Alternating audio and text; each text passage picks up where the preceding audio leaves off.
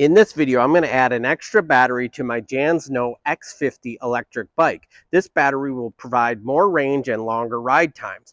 This battery is plug and play with the factory controller, along with all the components are linked above and also in the description. But before we get started on the installation, I hope that you like this video, subscribe to my channel, and let's get after it. All right, the first thing you want to do is remove the 4 nuts on the bottom of the seat to remove the seat, which gains access to the controller. You can see here that I've already mounted the battery and I want to make sure that it fit well. You can see here that it comes with 2 cords. You have the XT60 connector and then you have the charge port. This battery comes with a separate charger, so it's kind of nice. You can charge this battery and charge the factory battery at the same time. What I want to make sure before I start installing anything, make sure the bike is powered off, and just to be safe, I'm going to remove the battery and I'll install it later. Now, what I want to do is come in here, find the factory controller. Here it is right here, and you see this XT60 connector. You're going to simply disconnect that, and then what you're going to need to do, which is linked, you're going to need this battery combiner. This is a 30 amp battery combiner to make sure that they're safe to run both batteries and it's sufficient to run the proper amperage as the controller operates at 22 amps. Now, I also like to put an inline switch. I'm going to mount that here so I can toggle between the extra battery and the factory battery. Now, this inline switch is optional. You don't need to use this. You can just use the battery combiner, but I like to be able to toggle between the extra battery and the factory battery. This extra battery does not have an on-off switch like the factory battery does. So let's get connecting everything. You have this XT60 connector coming from the extra battery. I'm going to route this through here. And this is the extra battery connector. It's the same connection as the factory battery connector. Now, the battery combiner is foolproof. You can only connect it one way. You can see here, this is coming from the controller. It is a male end, so there's only one female on the battery combiner. So I'm going to go ahead and connect that. And now I'm going to connect the factory battery, which is in here. I'm also going to tuck this in here so that I can hide it all underneath the seat. And then what I'm going to do is reach over here and connect the factory battery connector, get that tucked down in there.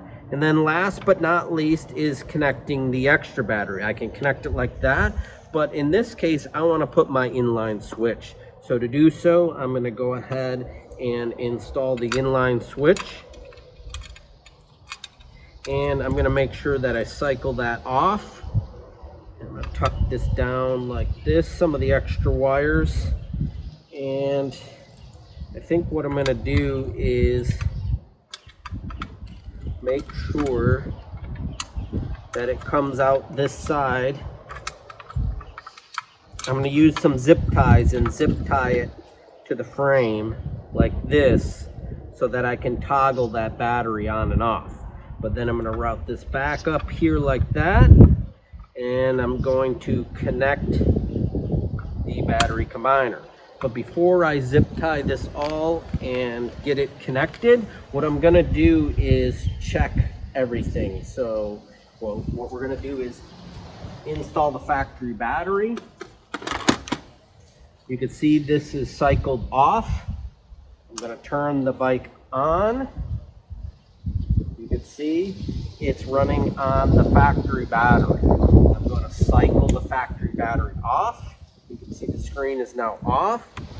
Now I'm going to turn on the extra battery and we're going to power this up. You can see the screen comes on, so I can run the bike off of this battery or I can run it off the factory battery. Either one. I can also run them in at the same time. If I simply turn this on, it's safe to do so with the battery combiner. I am now running both batteries and I can go for a long ride.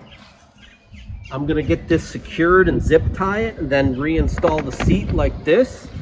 It looks pretty good. You can barely see this on-off switch under here, and the battery does hang down. It can be removable. You can simply just unplug it, and like I said, it comes with a separate charger, so you can charge the factory battery and this battery at the same time, or use the same charger as the charge port is the same. Now, with the extra battery installed, let's see how we do with the speed. It gets the same speed as the factory one, 35 miles an hour with no rider, about 31 if you have a rider. Now, this extra battery should give you about 15 miles of extra range. And if you combine that with the factory one, it should give you a total of about 40 miles of range, throttle only, pedal assist mode. That's about 65 kilometers of range. Now you can go further and farther if you go in lower pedal assist modes, or if you were to pedal and assist. Okay, we got the battery attached. Everything is operating as expected. Now I'm going to take this out for a nice long ride, but before I do, I hope that you like this video, subscribe to my channel. If you have any questions, please leave in the comments. Thanks for watching.